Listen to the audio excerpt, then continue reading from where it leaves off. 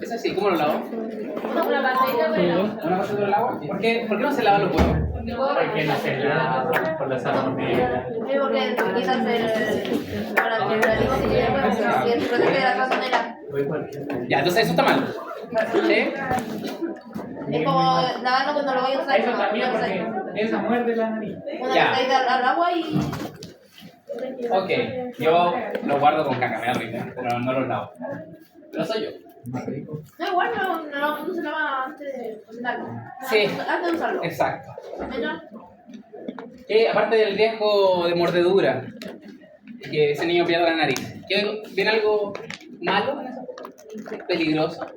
La rabia. Infección, rabia,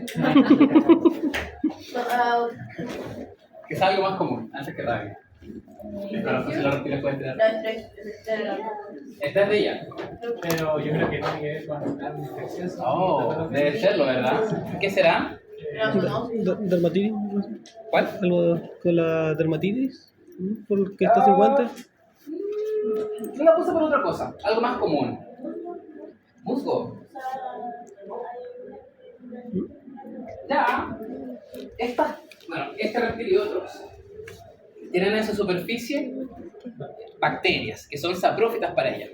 No les hacen nada. Pero para nosotros, sí. ¿Saben cuál es una bacteria que sea habitual en la superficie de estos reptiles y que si los tocamos nos podemos contagiar? Obviamente, sí, nada, no. Es que ahí dice Tramposo, no. Ya lo vamos a ver. ¿Y esto? Acá hay un pollo y lo estamos lavando. ¿Está bien o no? No. ¿Por qué no? Por lo mismo que... No, por bacterias. ¿Qué tipo de bacteria? La salmonela. ¿Salmonela? ¿Ya? ¿Alguna otra? Leyendo eso. Mentira, no. Ya, ok. Pero era esa. Ya puede ser. Sí. Ah, ya no, eso no lo estaba leyendo. Ok. Eso es por contaminación cruzada, no por directamente. A ver, ¿cómo? Explícame. Porque al momento de lavar el pollo saltan partículas alrededor que quedan contaminadas. Entonces, al momento de cocinar, claro, el pollo va a quedar limpio, entre comillas. Ya. Pero alrededor de la superficie. Ok. Por lo menos no sería una opción como que colocar el pollo en agua caliente así. ¿Pero cuál es la necesidad de lo Pero va a ser igual, pues va a morir. Hay gente química que le gusta la La manosea en la cara, la camiseta, me meto pelo en las manos, cuando abrazo el peludo. Ya, ok. Entonces sabemos que todas estas imágenes que están acá son ejemplos de riesgo microbiológico, ¿sí? Estas conductas y otras, estas no son solo ejemplos. Salmonela. La salmonela vive en la superficie de los reptiles y son comunes. ¿Ya? No, a ellos no les hace nada, pero si tú lo tocas y después te vas a hacer un pancito, te va a dar gastroenteritis, seguramente. ¿Ya? Vamos a partir por eso, por la salmonelosis. Y les pongo una gallina con huevitos. Ya lo mencionaron, así que qué bueno que lo tienen. Ustedes tienen más cultura culinaria que yo a su edad, así que qué bueno. Y microbiológica también. Lamento lo blanco tenía un pequeño diseño que para mí era bonito, pero creo que no lo soportó el PowerPoint. No se encargó. Le muestro. Oh, tampoco es. Se cancela. A mí no tengo encargado y me sale, pero... Ya, bueno, este era un reporte del 2018, me parece. 19. ¿Está escrito ahí? Eso que dice, expertos dan consejos para evitar eso. Sí. Había una imagen como de la noticia. Iba acá arriba. ¿Ya? Y hablaba de casos de salmonelosis, particularmente en Santiago. ¿Ya? Y le mostraba esto que habla del 2019. Bueno, un recuento hasta el 2019. Lo que quería mostrarles con esto es que hay muchas cosas que no mencionamos y que quizás nos suenan un poco distantes, pero la salmonelosis es una patología bastante frecuente en nuestro día a día, como son zoonosis. Y fíjense lo grave que puede llegar a ser. Se muestra que ustedes tienen ahí, ¿no? Del total de los casos, 1740 ocurridos en el 2019, 3/4 de ellos terminaron hospitalizados. O sea, estamos hablando de una patología grave, ¿sí? Que te lleva, al menos te lleva al hospital. Por tanto, hay que ponerle ojo, hay que saber cómo se transmite y entender que esto es una zoonosis y es parte de nuestras responsabilidades el prevenirla, el educar a la comunidad. ¿Y eso sería una incidencia y una prevalencia? ¿El porcentaje? Sí. Eso es... estamos en fecha... Eso es una prevalencia. Prevalencia. Sí. Porque hice un cuarto. Sí, pues, estamos hablando... Bueno, en realidad es el porcentaje, ¿no? ¿Sí? Que como para hacer el raciocinio. Ya. Es que no sé qué se desapareció de aquí, que no. Decía prohibición de funcionamiento. Oh, y fíjense que la lápiz quedó cortada. Acá había otra. Sí. Según yo.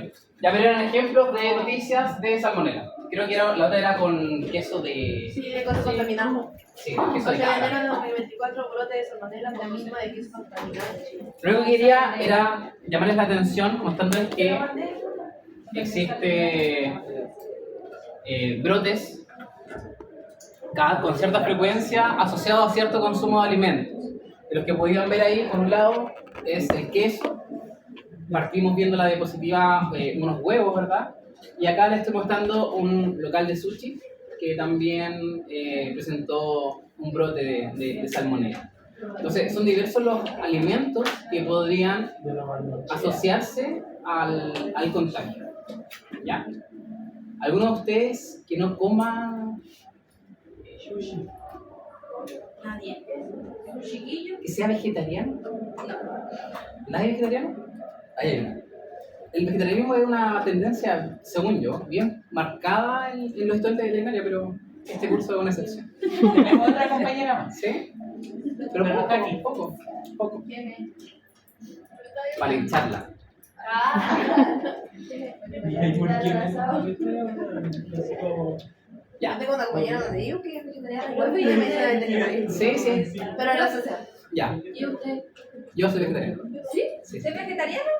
Sí. Dichémoslo. Sí, hace mucho tiempo. Olvidé el sabor de la carne. ¿Cuánto tiempo, profe? ¿Desde que estaba en cuarto medio? ¿Usted 18 no se va a comer? No, estoy acostumbrado a no comer. Y tampoco soy bueno para tomar. Entonces, para mí 18, ¿por qué? Me gusta el mote con huesillo. Pero levantar la bandera. Sí.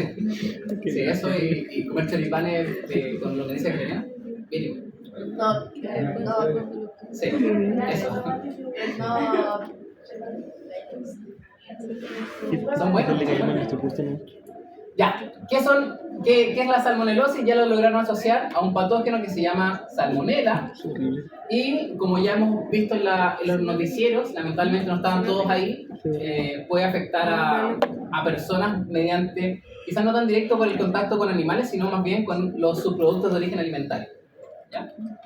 Y se suelen asociar a cuadros entéricos. ¿Sí? ¿Qué entendemos por un cuadro entérico? Que ataca al sistema digestivo. Ya, bacán. ¿Sí? Cuesta mucho que las personas hablen de una enteritis o un cuadro entérico. Justo de eso tuvimos problemas. Salía como un iceberg que mostraba la puntita y abajo todos los que no eran avisados. Bacán. Pero más allá de lo que no se reporta, yo me refiero al término. Porque suelen decir como tengo, no sé, colitis. Es como el término más usado. Me duele la guata. Ya, claro. ¿Sí? Pero el término correcto debe ser la enteritis.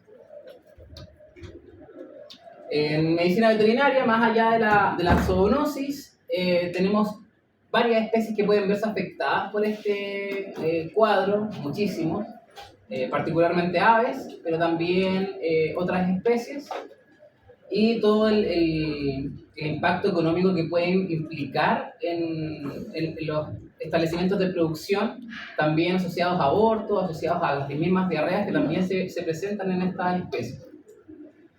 Puede ser transmitida entre los propios animales y su control es crucial para los programas sanitarios y de certificación para lograr exportaciones.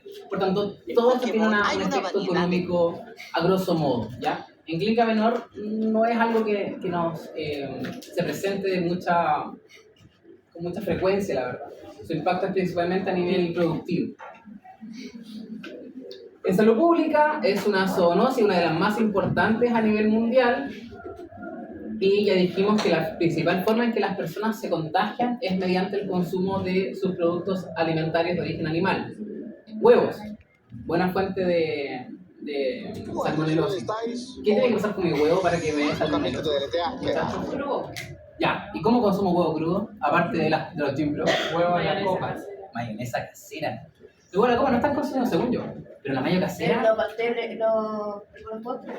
También, claro, cuando haces como merengue, ¿no? Merengue, el cake que usamos. Y Pero es que el cake al final lo metes al horno y se tempera y chao. Pero el huevo crudo, como en la mayo casera, letal. Y es una de las principales formas en las que nos enfermamos al consumir esta clase de alimentos. Carnes mal cocidas o crudas, gente que le gustan comer carne cruda, leche cruda no pasteurizada y vegetales mal lavados. Usa como una tartaleta que usan como con carne de pescado, con switch. ¿Ya? Que lo usan crudo. Se hace. Hay una cuestión que se llama crudo, literalmente es carne cruda. Sí. Pero puede ser con cualquier tipo de carne. Oh, pero ya hay No cacho. Es que hay una carne molida, Sí. una carne molida que es cruda y incluso al medio se le hace un hoyito y se le coloca un poco crudo. Y se pone eso, todo crudo. el que va, se dona, se aliña. Por eso es como leche de limón, pero es como lo mismo que Ya. Y son carnes rojas. sí, se puede hacer con carne Oye, roja. La yema del huevo crudo. Bien valientes. Ya no llegué a ese extremo en mi exploración de carne. El profe de Parásito decía que no le interesaba el que hiciera Parásito, pero él comía esa carne así. Es que veo tus defias en chocaleta de su como ceviche con tartaleta, cuando guardo el nombre, pero era con No me atrevería. La especie que está relacionada con esto es la Salmonella entérica, la subespecie entérica, dentro de las más relevantes, pero en realidad hay más, ¿ya? Si pensamos en la más relevante, es esa. Y bueno, otro gran ejemplo de lo que sería el One Health relacionado a la salud humana, porque la Salmonella toma harta importancia debido a los brotes que tiene de efecto zoonótico, Y lo que importante. pero también al ser una enfermedad transmitida por los alimentos y por supuesto el manejo medioambiental. Requiere vigilancia y somos nosotros los que, como veterinarios, los que tenemos la responsabilidad de poder controlar. Con respecto a la microbiología de Salmonella, esto está corrido, ¿ok? La microbiología de Salmonella, no, la historia de Salmonella. Sí, fue descubierta en el siglo XIX por el microbiólogo estadounidense Smith, pero fue bajo la supervisión de un médico veterinario, lo destaqué ahí para que lo sintiera representado en la historia, médico veterinario Daniel Salmon, y de hecho se llama Salmonella por Daniel Salmon, ¿sí? Pese a que no fue él el que la descubrió, pero ahí se le hace el honor al veterinario, ¿sí? Eso ya lo conté. Desde entonces se han identificado muchísimos serotipos y existe un sistema específico para poder clasificar estas salmonelas en base a ciertos antígenos como el somático y los flagelares, ¿ya? Pero no vamos a entrar tanto en la microbiología de esta cuestión, pero se clasifica en base a esas dos partes. Oye, terrible. La etiología, sí. Salmonella es un género de gram negativas, son bacilos móviles, anaerobios facultativos. Eso es la microbiología, ¿no? Sí, cierto, está cambiado. Pertenece a la familia de los Enterobacteriaceae, por tanto produce patologías relacionadas al daño entérico. Crece en medios de cultivo simples, sobrevive bien en ambientes húmedos, eso es relevante cuando pensemos en el control y el manejo de esta bacteria. Puede resistir desinfectantes, temperaturas frías, favoreciendo su presencia ambiental. Por tanto, el riesgo de contaminación en alimentos es importante. Si la temperatura fría no le afecta tanto, ese sería un factor de riesgo. Existen dos especies, la Salmonella entérica, que es la que tiene mayor importancia sobre todo a nivel de humanos, y la Salmonella bongori, más frecuente en reptiles, que en realidad para este curso no tiene tanta relevancia. La Salmonella entérica se va a subdividir en 6 subespecies, siendo la que ya dijimos, la subespecie entérica, la que se le atribuye la mayor cantidad de a mayor cantidad de casos de gastroenteritis asociados al consumo o la intoxicación en realidad por salmonella. Aquí les puse un cuadrito para que vean los distintos subtipos que existen en base a los serotipos, cuál es el hospedador principal y si es que son zoonóticas o no. ¿Ya?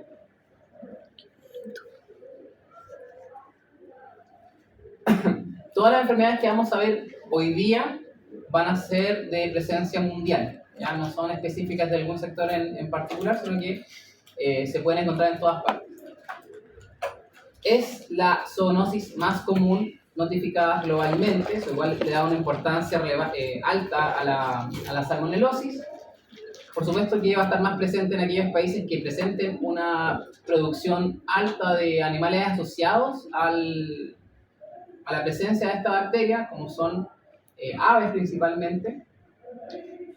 América Latina, incluyendo Chile, presenta casos en personas y animales, en especial preocupación los que se relacionan ya sea por el consumo o el manejo tanto de aves como cerdos. Especies específicas que, ¿cómo las afecta? A los rumiantes puede causarles aborto, fiebre, siempre va a haber un cuadro gastroentérico, excepto en aves, descrito, y en casos de animales débiles inmunológicamente podrías presentar un cuadro septicémico que suele ser más grave. ¿Ya? Y ahí están las subespecies de Salmonella que se suelen presentar más en esta especie. En cerdos lo mismo, septicemia, la enteritis que ya mencionamos, y son portadores subclínicos, por tanto son un reservorio importante. En aves tienen la presentación entérica, pero suele presentarse también de forma sistémica, ¿ya? Así que en aves la presentación clínica suele variar un poco en relación al resto de las especies.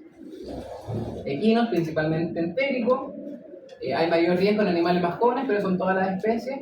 Y en perros y gatos no se suelen manifestar muchos signos clínicos asociados a la infección por esta bacteria. Si es que se presenta, sería un cuadro gastrointestinal bastante leve que no suele ser reportado, no suele ser pesquisado, pasa como un cuadro gastrointestinal y se acabó.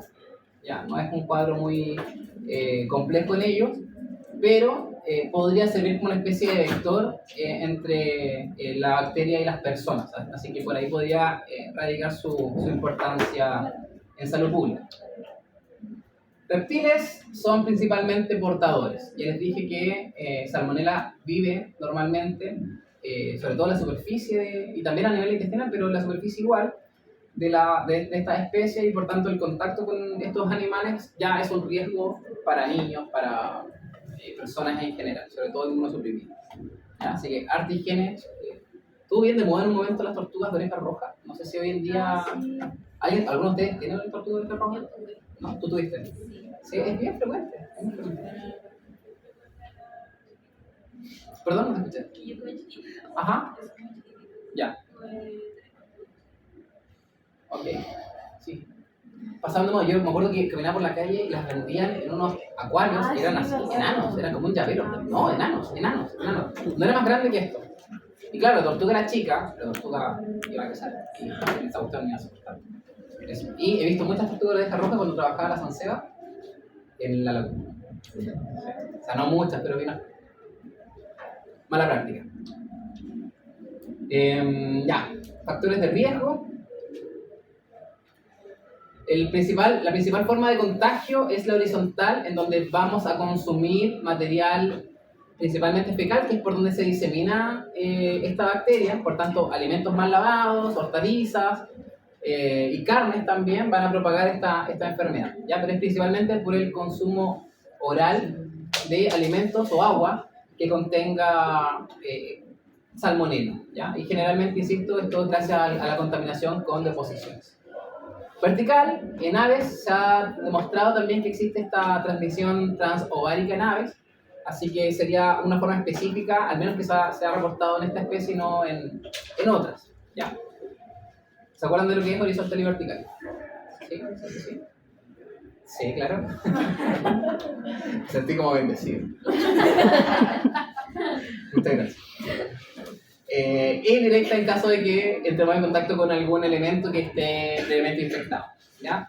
Factores de riesgo, van a ser bien constantes esto en las distintas patologías. El hecho de estar en una alta densidad poblacional evidentemente nos expone a una mayor carga también de la bacteria en el ambiente y por tanto mayor probabilidad de contagio. La higiene y la bioseguridad que implementemos son determinantes para estar más o menos expuestos a la bacteria. Si implementamos buenas medidas de bioseguridad, vamos a disminuir harto el riesgo y eso asociado también a la higiene de los planteles. La presencia de estos portadores crónicos que deben ser detectados para disminuir la carga y asegurar así la salud del rebaño. Esto está muy asociado a la higiene, ¿cierto? El manejo de los alimentos y el agua. Ausencia de programas de vacunación. Estrés, inmunosupresión y co-infecciones. Puedes tomar todos estos factores de riesgo y los puedes copiar y pegar en todas las patologías que vamos a ver hoy día porque son transversales, son factores de riesgo que nos ponen en riesgo de infectarnos con cualquiera de los patógenos que vamos a ver hoy día. Tenía imágenes y no sé si van a aparecer, estoy preocupado. Pero no están acá. Ya, entonces ya dijimos que la vía de entrada era principalmente fecal-oral. Esta bacteria llega a nivel intestinal. Es una bacteria que tiene la capacidad de sobrevivir al ácido gástrico, luego llega hacia el lumen intestinal, o sea, pasamos por la parte estomacal, llegamos al intestino delgado y nos adherimos como bacteria tanto a las células M, que son menos en presencia en comparación a los enterocitos, pero ambos tipos de células del lumen intestinal, del intestino delgado particularmente, son vulnerables a la infección por esta bacteria. ¿Ya? Dentro de ella comienza la replicación. Puede sobrevivir, o sea, de hecho sobrevive dentro de estas células, se replica, es capaz de salir de los fagosomas en caso de ser fagocitada por un macrófago. Espero que entiendan lo que es eso, lo vimos en Inmuno. Bacán. No, por favor.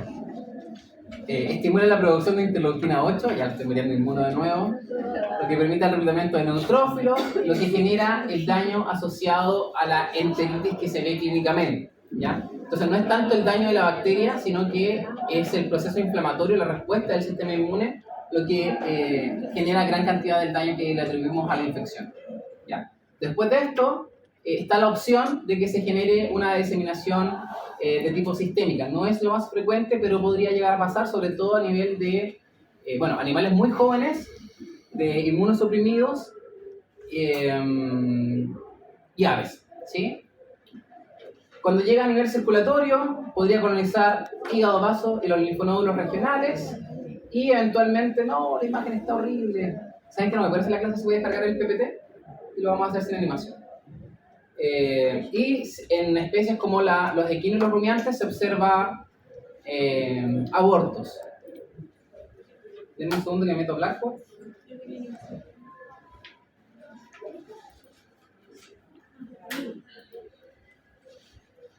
Que la imagen que estaba ahí me gustaba. Mostraba harto y nos va a pasar eso con toda la imagen.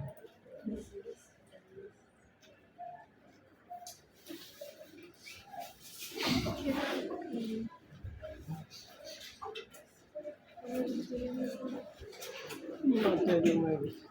¿Por qué?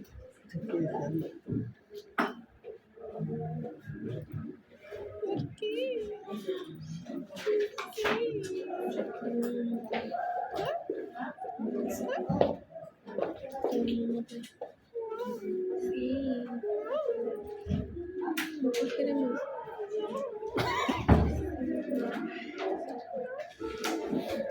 ¿Por qué no? Porque ya no podría ni mirar a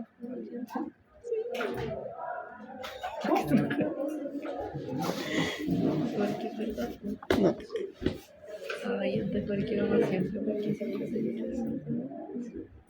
Y no está borrando.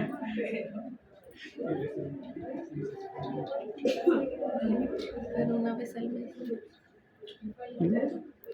Mucha número del cine. Ay, esta semana sí, pero te digo otra vez.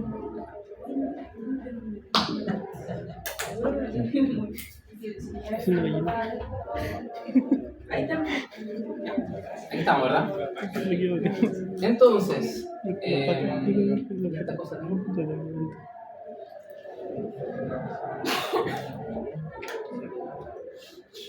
Bueno, también.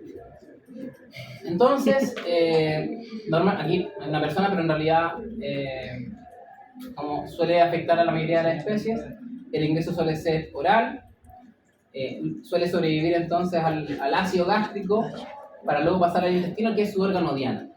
En el intestino vamos a encontrar una baja población de células M. Ya les había mencionado en inmunología la importancia de las células M, que eran unas células que permitían como el testeo de lo que hay a nivel del lumen intestinal, y a las células epiteliales, a los enterocitos, y a las células M es capaz de infectar, ¿sí?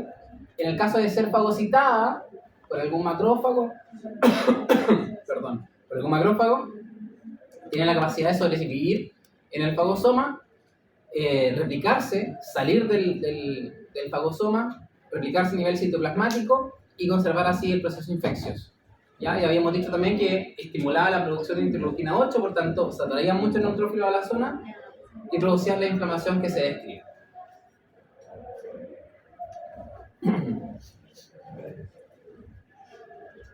Macroscópicamente, esta imágenes fuertes, yo creo. Vamos a ver principalmente lo que se le atribuye o lo que caracteriza una infección por salmonela, que es la enteritis, ¿ya? Esta inflamación de los intestinos, eso es literalmente lo que es una enteritis, en donde vamos a encontrar contenido líquido y fétido, va a estar hiperémico, vamos a encontrar edema y ulceración también en esta mucosa intestinal. Los linfonódulos regionales, ¿cierto? Los linfonódulos mesentéricos van a estar evidentemente aumentados de tamaño. En el caso de los cuadros septicémicos, ¿verdad? Vamos a tener afectado también el hígado y el vaso. Y en el caso de aquellas especies que sufren de aborto, podríamos también detectar lesiones a nivel del útero y de la placenta si que está preñada la hembra, ¿ya? Histopatológicamente, vamos a encontrar lesiones a nivel intestinal, que es lo esperable, ¿verdad? Principalmente a nivel de la lámina propia. Vamos a encontrar los neutrófilos, que era una de las características que habíamos mencionado. A nivel de placa de Peyer, vamos a encontrar también concentrado ahí muchas bacterias, sobre todo a nivel dentro de las propias células. Podemos observar microabscesos hepáticos y esplénicos de nuevo, en aquellos casos que son de tipos sistémicos, y endometritis y placentitis en aquellas especies que están preñadas en el proceso de la infección. Aquí podemos ver una imagen cruda, ¿sí? De lo que se podría observar en un animal infectado con salmonela. Y se ve evidentemente, está hiperémico, se alcanza a ver bien el perfecto. Sí. Porque el dibujito no está bien representado, pero evidentemente está sobredistendido. Tenemos una zona que es hiperémica, entonces debiese ver rosado y literalmente está rojo. O sea, ese color era lo que es esperable para estos intestinos. Está rojísimo, ¿ya? Entonces, demostrando, no es patognomónico de la salmonela, pero sí nos está evidenciando que tenemos un cuadro entérico importante y probablemente atribuible a esto, entonces debemos tomar las medidas necesarias para diagnosticar. Signos clínicos, ya les dije, la presentación más común va a ser la forma entérica, así que es una de las que deberíamos tener en cuenta de forma más frecuente. Vamos a observar diarrea, que podría ser eventualmente con trazas de sangre. ¿Cómo se llama técnicamente esa presentación de diarrea?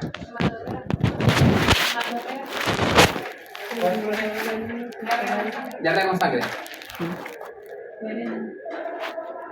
Ya, podría ser melena. La melena tiene una característica. ¿Qué es lo que es? Porque no es sangre cualquiera. ¿Sangre qué? No, la melena es digerida.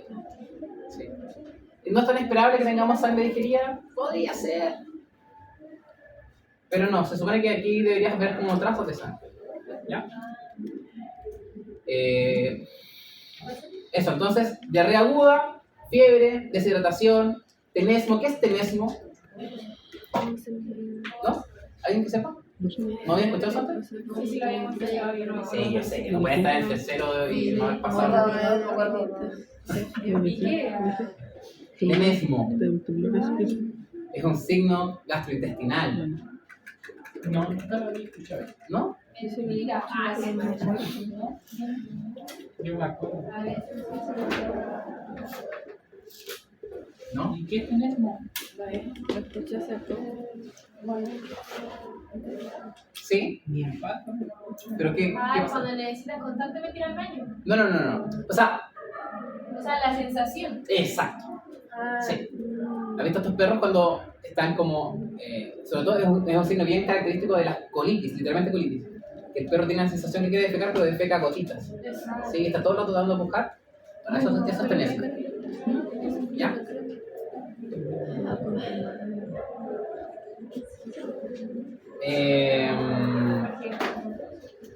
Entonces, eso en el caso entérico, insisto, no, diarreas agudas, que por supuesto tiene mucha relación con la fiebre, perdón, tiene mucha relación con la deshidratación.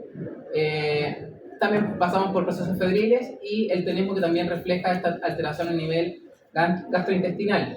Cuando ya tenemos la forma septicémica, que es más grave y menos frecuente, la fiebre va a ser más alta y vamos a tener, por lo mismo, todo el pack que involucra el hecho de tener fiebre, que va a ser depresión, anorexia, letalgia, si quieres también, va a ser un animal febril, ¿sí? Todo lo que implica aquello. Y eventualmente podríamos tener muerte súbita, ¿ya? Sobre todo en pacientes cachorritos. ¿Cómo lo diagnosticamos? El diagnóstico siempre hablamos de lo mismo, partimos por un diagnóstico clínico que se va a basar en los signos clínicos que esperamos, podemos atribuirles a una salmonelosis, principalmente diarrea, fiebre, ¿sí? Quizá un aborto me haga pensar poco en salmonela, pero es una posibilidad. Histopatológicamente, entonces, vamos a evaluar las lesiones a nivel intestinal, y esta sospecha debe ser no solo un caso aislado, porque vamos a estar en presencia de una patología que es infectocontagiosa, por tanto, y que afecta a niveles de producción, que están en condiciones similares. Entonces, si se enferma uno, probablemente se enfermen varios, por tanto debiese ser casos tipo brote, ¿ya? Sobre todo en animales jóvenes, que son los más susceptibles, y van a estar entonces estos animales con los signos que ya hemos descrito: diarrea, cuadros febriles, algunos quizás con septicemia, así que no han pasado por procesos de vacunación.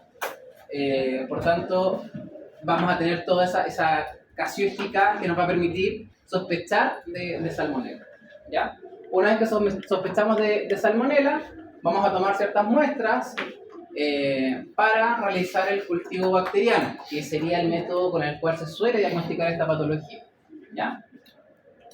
Principalmente, si la salmonela es un cuadro entérico, vamos a tomar muestras entéricas, ¿sí? Podemos tomar deposiciones.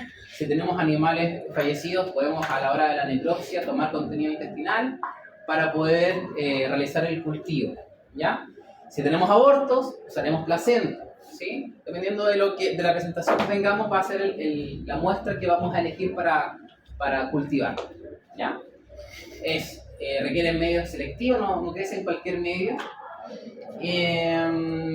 El PCR sería también una técnica válida para poder hacer el diagnóstico, pero es más compleja de realizar que un simple cultivo. Por tanto, no es el método que se suele realizar. Se puede usar y nos va a permitir detectar los diferentes serobares que estén involucrados en la presentación de la salmonela. Por tanto, tiene sus pros, ¿ya? Pero lo complejo sería ahí encontrar un laboratorio que nos haga el PCR específico para este patógeno. Insisto que lo más cotidiano es hacer el cultivo bacteriano, ¿ya? En la serología no es tan utilizada. Recuerden que vamos a estar midiendo anticuerpos, no necesariamente nos está reflejando una infección activa. Por tanto, normalmente se usa para evaluar cómo se comporta el cuadro a nivel de la población, más de estar detectando casos agudos, ¿ya? Diagnósticos diferenciales es importante que los manejen, no todos necesariamente, pero sí que manejen unos cuantos por cada individuo. En general, vamos a estar pensando en cuadros que nos generen patologías entéricas e incluso abortos, ¿ya? En caballos y en bovinos, especies que generan aborto, igual van a ser diagnósticos diferenciales.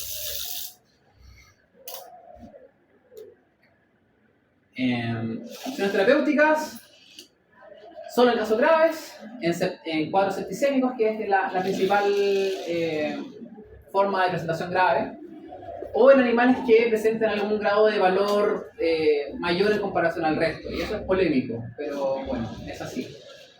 Antibióticos, acá está la lista de antibióticos que podrían utilizar. Esto siempre debiese ser acompañado de un antibiograma. Esa es la respuesta correcta a cualquier pregunta de qué antibiótico utilizar. Antibiograma, ¿sí?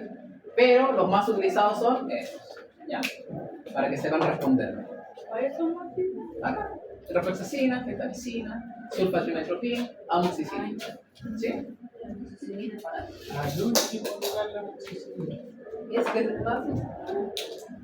Es que la moxi es como nuestro cabito de batalla, pero no es el más específico para las bacterias en general. Es de amplio espectro, y aparte que hay hartas bacterias que tienen muchas genes de resistencia. Pero todavía tiene su magia la moxi. Consideraciones, riesgo de generar portadores crónicos, es que no se elimina completamente esta cuestión. Y si tenemos un portador crónico, es decir, un animal que esté infectado pero que no manifieste signos clínicos, va a ser un animal que disemine la bacteria en nuestros rebaños y que con cierta frecuencia nos genere brotes. Así que es una complicación que tenemos que intentar detectar a tiempo, ¿ya? Y acá está lo que les mencionaba, debe ser siempre respaldado por un antibiograma. Eso dice la teoría, eso es lo que ustedes también deben intentar respetar, ¿ok?